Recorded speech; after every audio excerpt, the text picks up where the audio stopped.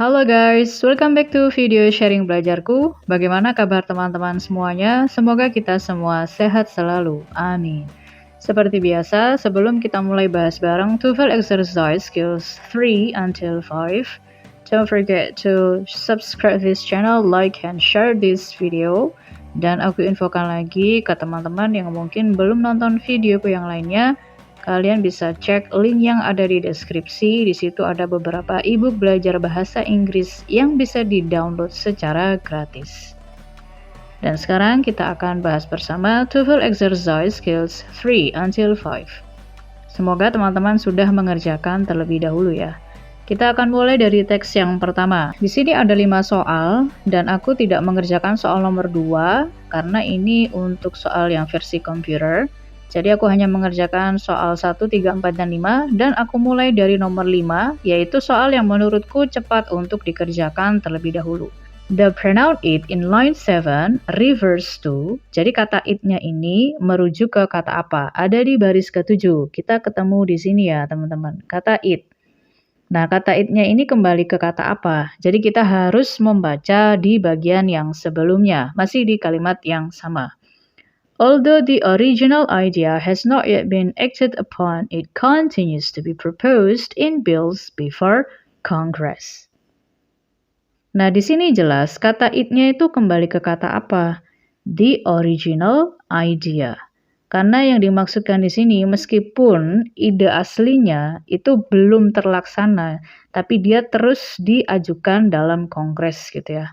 Sehingga di nomor 5 jawabannya adalah yang C, the original idea. Lalu berikutnya, kita bisa mengerjakan nomor 4 dan nomor 3. Bebas ya teman-teman, boleh nomor 4 dulu atau nomor 3. Jadi aku kerjakan nomor 4 aja. Which of the following is not mentioned in the passage about Andrew Carnegie? Jadi kalau ada pertanyaan yang seperti ini kan unstated ya. Jadi dia tidak disebutkan dalam teks berkaitan dengan Andrew Carnegie. Jadi yang kita cari adalah orang ini dulu. Jadi keywords-nya adalah Andrew Carnegie. Lalu kita cari di mana ada kata Andrew Carnegie, ada di sini. Ini kan ya, Andrew Carnegie. Nah, kita akan membaca di bagian ini yang berkaitan dengan si Andrew-nya. Jadi kita baca mulai dari sini ya, during. Tapi aku sarankan seperti biasa sebelum teman-teman membaca teks, kalau bisa sekilas gitu ya, baca opsi jawabannya, supaya nanti pada saat kita membaca teks, kita sudah dapat bayangan sedikit apa yang mau kita cari gitu ya di dalam teksnya. During the century following the revolution, the idea of national university continued to receive the support of various US presidents and philanthropists. Andrew Carnegie pursue the cause at the beginning of the present century. Nah, berarti kita lihat dulu opsi jawabannya. Apakah yang A benar atau salah? He was interested in doing charity work and good deeds for the public. Yes. Di sini pakai kata philanthropist. Kalau philanthropist itu apa? Ya ini, yang A ini ya. He was interested in doing charity. Jadi yang A bukan. Lalu yang B, apakah dia member dari Congress? Itu tidak disebutkan di dalam teksnya. Jadi kemungkinan jawaban yang B. Kita lihat dulu yang C. He was interested in the idea. Yes, kan dia tertarik dengan idenya ya. Makanya dikatakan continue to receive the support. Termasuk si Andrew ini. Jadi yang C juga bukan. He was active in the early 20th century. Early 20th century berarti kan the beginning of a present century. Jadi anggapannya di teks ini ya, itu awal abad 20 gitu ya. Makanya yang tidak disebutkan secara jelas adalah opsi yang B. He was a member of Congress. Karena memang nggak ada. Jadi tidak disebutkan ada kata dia adalah anggota dari Congress gitu ya. Kita lanjut ke nomor 3. Di nomor 3, the passage indicates that George Washington didn't do which of the following. Dia tidak melakukan hal-hal berikut. Berarti yang tidak dilakukan sama George Washington. Jadi kita akan mencari kata George Washington di dalam teks. Itu ada di baris kedua ya teman-teman. Seperti biasa, usahakan untuk membaca sekilas opsi jawabannya dulu sebelum membaca teks. Jadi aku anggap teman-teman sudah baca sekilas opsi jawabannya ya. Sekarang kita ke teksnya di sini di baris kedua ada kata George Washington. Kita lihat apa yang tidak dia lakukan. George Washington first recommended the idea to Congress. Jadi dia yang pertama kali merekomendasikan ide ini ke Kongres. Ide apa? Untuk punya national university. Karena US doesn't have a national university. Jadi di konteks waktu di teks ini, US itu tidak punya national university gitu ya. Nah, dia yang mengajukan idenya pertama kali di Congress. He even selected an actual site in Washington, D.C. Nah, sebelum kita lanjut membaca, kita coba lihat dulu opsi jawaban yang A sama yang B. He suggested the concept for a national university to Congress. Ya, itu kan ada di baris kedua ya. Dia yang rekom ide ini. Jadi, benar, he suggested the concept. Lalu yang kedua, dia memilih lokasinya? Iya. Dia memilih ini ya, di baris ketiga. An actual site in Washington, D.C. Ada di baris ketiga. Lalu kita lanjut baca. And then left an endowment for the proposed national university in his will. Bahkan dia kasih funding ya. Dia bersedia untuk financingnya. Berarti yang opsi C ini juga benar. Ada di baris ketiga. Jadi kata endowment itu ya. Sama kayak fundingnya. Jadi yang salah adalah yang tidak disebutkan atau yang tidak dilakukan oleh si George Washington itu adalah he succeeded in establishing a national university. Jadi kalau opsi yang D berarti kan dia berhasil membangun national university ya, padahal kan enggak. Menurut konteks waktu yang ada di teks ini itu kan tidak ada keterangan bahwa dia telah berhasil membangun gitu ya. Karena di awal kalimat sudah dikatakan the US doesn't have a national university, but the idea has been around for quite some time. Jadi, mereka belum punya national university, tapi ide itu terus digaungkan, kira-kira begitu ya. Berarti sudah cukup menjawab pertanyaan nomor 1 sebenarnya. Berdasarkan teks, the National University of the US, jadi yang mana teman-teman nomor 1? Iya, yang B ya, doesn't exist.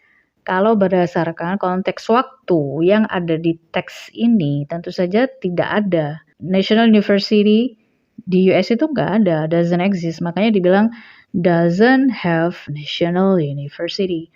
Kalau yang A berarti kan sudah ada, has been around for a while.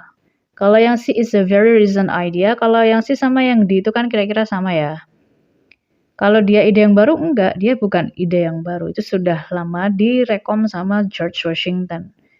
Cuman sekarang ini itu terus dilanjutkan gitu ya, terus diajukan gitu kira-kira.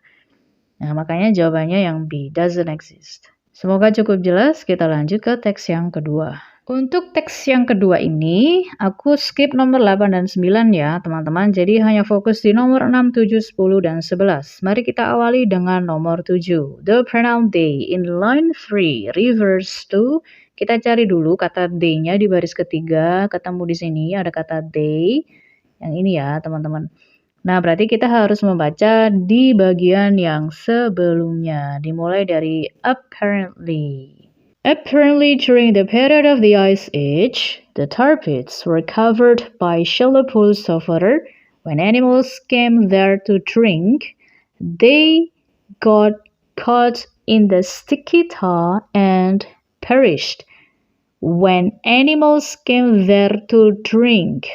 Jadi pada saat hewan-hewan ini datang untuk minum, nah mereka terjebak gitu kan, in the sticky tar and perish, lalu hilang gitu ya, tertelan gitu sama tarnya. Maka yang dimaksud dengan D-nya di sini pasti si animals gitu ya, makanya jawabannya nomor 7 yang D.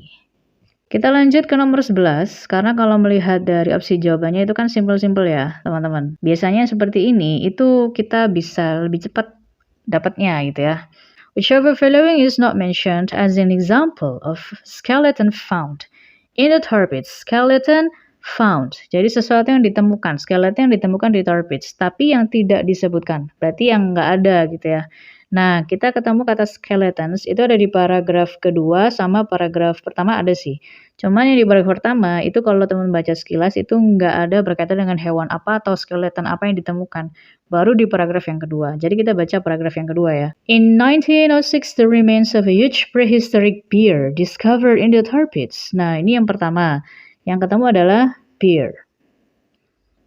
Itu yang pertama skeletonnya. Terus yang kedua, since then, Thousands and thousands of well-preserved skeletons have been uncovered, including the skeletons of, ada apa aja di sini? Camels, horse, wolves, tigers, sloths, and dinosaurs. Berarti yang tidak disebutkan yang mana teman-teman? Iya, snake. Snake tidak disebutkan. Kalau bear ada, sloth ada, horse ada, snake-nya yang nggak ada. Nah, begitu ya. Kita lanjut ke nomor 6. Which of the following is not true about the labratorpits? Berarti kita cari ini ya. Labratorpits. Nah, itu jelas ada di paragraf yang pertama. Nah, jangan lupa untuk baca sekilas opsi jawabannya ya. Apakah dia contain fossils? Ini sebenarnya pasti benar sih kalau yang A gitu ya. Karena kita tahu tadi di nomor 11 kan memang ada gitu ya skeletonnya. Terus apakah found in Hancock Park, or they have existed since the Ice Age, or they are located under a swimming pool? Nah, kita coba lihat. Di paragraf yang pertama itu disebutkan labratorpits. Kita baca di sini. Located in Hancock Park in Los Angeles. Berarti opsi yang B bukan ya. Bukan ini kan. Karena yang kita cari adalah yang salah. Not true. Yang salah ya teman-teman. Jadi yang B itu benar. Berarti bukan itu jawabannya. Lalu kita lanjut baca. Have proven to be an extremely fertile source of Ice Age fossils. Berarti sudah pasti benar. Opsi yang A itu. They contain fossils that are quite old. Karena dibilang Ice Age fossils. Nah gitu ya. Berarti kalau dikatakan yang C, they have existed since the Ice Age. Berarti sudah pasti benar juga dong. Karena fosilnya aja fosilnya zaman es. Gitu kan. Berarti yang salah tentu yang D. Sebenarnya opsi D ini agak irrational ya jawabannya. Kayak nggak logis gitu. Karena under a swimming pool. Di bawah kolam renang. Itu agak lucu sih. Sekarang terakhir nomor 10 ya teman-teman. When did archaeologists become aware of the possible value of the contents of the tar pits? Berarti kita cari kata apa? Yang kita cari adalah kata archaeologists. Itu ketemu ada di paragraf 2 ini ya. Nah, berarti kita baca di sini. In 1906, the remains of a huge prehistoric bear discovered in the tar pits alerted archaeologists to the potential treasure lying within the tar. Jadi kapan sih mereka tuh nyadarnya gitu ya, sadar kalau di balik tar ini atau di bawah tar ini tuh ada potential treasure. Nah itu berarti kan di tahun berapa ini? 1906 ya. Jadi jawabannya adalah early in the 20th century. Jadi awal abad 20. 1906 itu kan termasuk awal abad 20 ya teman-teman. Jadi bukan selama Ice Age. Kalau Ice Age mungkin belum ada archaeologisnya gitu ya. Or thousands and thousands of years ago, no. Jadi early in the 20th century. Semoga cukup jelas, kita lanjut ke teks yang terakhir. Nah untuk di teks 3 ini kita skip pertanyaan nomor 13 ya teman-teman. Jadi hanya 12, 14, 15, sampai 17. Sekarang aku mau kerjakan dulu nomor 15. The pronoun he in line 10 refers to. Jadi di baris 10 ada kata he di sini ya. Dan kita baca bagian sebelumnya berarti ya. When Roosevelt first established the retreat, he called it Shangri-La. Berarti he-nya jelas siapa? Ya jelas banget di sini he-nya itu ya. Yaitu Roosevelt. Siapa lagi? Karena yang disebutkan di sebelum he itu adalah Roosevelt. Sekarang di nomor 17. Khrushchev was at Camp David in. Berarti kan kita cari kata apa? Kata Khrushchev gitu ya. Nanti ketemu di mana? Di paragraf yang ketiga. Itu ada kata Khrushchev. Nih orangnya di sini ya. Terus ditanya dia di Camp David itu di tahun berapa? Berarti kan kita harus membaca kalimat di mana ada kata Khrushchev-nya ini. Kita mulai dari mana? Dari sini. In 1959, at the height of a Cold War, President Eisenhower met there with Soviet Premier Nikita Khrushchev. Berarti jelas nomor 17 di tahun berapa dia di Camp David? Iya, tahun 1959. Karena ketemunya di situ mereka gitu ya. Aku ke nomor 16 dulu ya, teman-teman. Nanti 12 14 itu ada di bagian 2 paragraf pertama. Jadi supaya nggak bolak-balik bacanya gitu ya. Jadi di nomor 16 ini, which of the following is not true about President Eisenhower? Karena presiden ini tuh baru disebutkan di paragraf 3 dan 4. Jangan lupa untuk membaca sekilas opsi jawabannya dulu sebelum kita membaca teksnya. Apakah dia punya grandson named David, attended a conference with Nikita Khrushchev? Ini sudah terjawab ya sebenarnya. Kalau yang B itu benar, yang tadi kita baca di nomor 17. Jadi yang B bisa kita langsung eliminate aja. Terus kalau yang C, he named the presidential retreat Shangri-La, ini sebenarnya juga sudah terjawab sih. Karena tadi yang menamai Shangri-La itu bukan President Eisenhower, tapi siapa? Roosevelt, yang ada di baris 10 tadi ya. Ini harusnya Roosevelt, in line 10. Jadi sebenarnya jawabannya memang yang C ya. He visited Camp David. Nah, jadi kalau kita misalnya cari President Eisenhower, itu kan baru disebutkan di paragraf yang ketiga ini ya. President Dwight David Eisenhower named the location Camp David after his grandson David Eisenhower. Jadi yang A itu benar. Kalau dia punya grandson namanya David. Kalau dia visited Camp David ya sudah pasti visited dong. Nggak mungkin dia nggak visit gitu ya. Karena tadi jelas dia bertemu dengan Nikita Khrushchev itu di tahun 1929. Ya berarti sudah pasti visit Camp David-nya. Jadi yang menamai Presidential Retreat Shangri-La itu bukan President Eisenhower, tapi siapa? Yang ini tadi, when Roosevelt first established the retreat, he called it Shangri-La. Nah, jadi salah satu keuntungan kalau misalnya kita mau baca sekilas dulu opsi jawabannya adalah siapa tahu. Siapa tahu ada yang sudah pernah kita baca di soal yang lain. Kayak tadi nomor 16 ini kan sebenarnya kita nggak langsung baca teks kan. Jadi kita lihat dulu opsi jawabannya gitu ya. Apakah dia punya grandson named David, itu yang kita belum tahu. Kalau yang B, yang C, itu kan sama yang D. Sebenarnya kita sudah tahu gitu ya. Dia menghadiri konferensi dengan Nikita Khrushchev, iya tadi di nomor 17. Kalau dia menamai Presidential Retreat Shangri-La, enggak. Karena tadi nomor 15, yang menamainya adalah si Roosevelt. Maka jawabannya pasti yang C gitu ya. Teman-teman, makanya kenapa kalau bisa, kalau pertanyaan kayak mana yang benar, mana yang salah, mana yang tidak disebutkan gitu, itu usahakan baca sekilas dulu opsi jawabannya, karena siapa tahu kita sudah pernah baca gitu. Atau mungkin ya, ketika kita membaca soal, sebelum membaca teks, mungkin ada baiknya soal apapun gitu ya, itu baca sekilas dulu opsi jawabannya. Mungkin bisa dicoba seperti itu ya teman-teman, supaya pada saat membaca itu kita lebih enak gitu, lebih mudah. Dan siapa tahu ada opsi jawaban itu yang kita sudah baca sebelumnya. Jadi enak gitu ya pada saat kita membaca teksnya. Nah sekarang kita ke nomor 12 dan nomor 14 ya. Nah, sekarang kita ke nomor 14 dulu. Di nomor 14 itu di paragraf yang kedua. According to the passage, who founded Camp David? Camp David was established by President Franklin Delano Roosevelt in 1942. Berarti udah jelas ya siapa yang menemukan. Jadi kita nggak usah banyak-banyak baca yang lain. Karena jawabannya sudah jelas Franklin Delano Roosevelt. Karena jelas di situ dia yang membangunnya pertama kali, was established by these presidents. Nah, untuk nomor 12, kita baru temukan itu di paragraf yang pertama. Number 12, which of the following is not discussed about Camp David? Yang tidak disebutkan tentang Camp David itu apanya? Itu ada di paragraf yang pertama ya, teman-teman. Jadi kita akan baca apakah lokasinya, biayanya, fasilitasnya, atau kegunaannya. Yang nggak disebutkan itu apanya gitu ya. Kita baca paragraf yang pertama. When the President of US wants to get away from the hectic pace, mereka harus kemana? Camp David is the place to go. Camp David in a wooded mountain area about 70 miles from Washington DC. Berarti kalau lokasi jelas ada ya teman-teman. Jadi yang A enggak.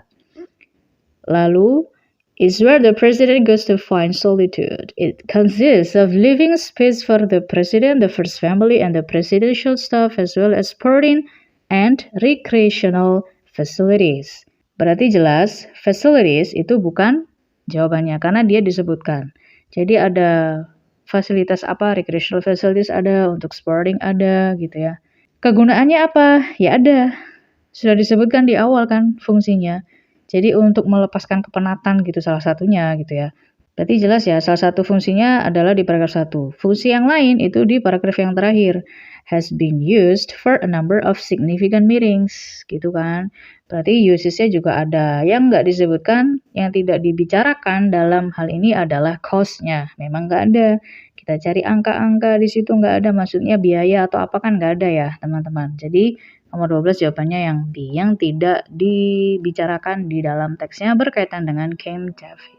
Jadi teman-teman, pertanyaan seputar stated detailed questions or unstated or reference itu sebaiknya kita coba lihat dulu opsi jawabannya ya, terutama untuk mana yang tidak disebutkan atau mana yang disebutkan dalam teks gitu ya.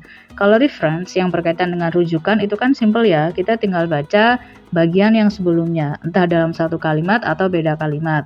Kalau berkaitan dengan specific information yang stated, yang disebutkan ataupun yang unstated tidak disebutkan, kalau saranku sih coba dulu baca opsi jawabannya sebelum baca ke teksnya, supaya kita dapat gambaran gitu, kira-kira yang mau kita baca tuh apa. Atau barangkali ketika kita mengerjakan soal yang lain kita sudah pernah baca, dan ketika kita baca opsi jawabannya kita sudah tahu gitu kan, akan jauh lebih enak untuk mengeliminasi jawaban gitu ya.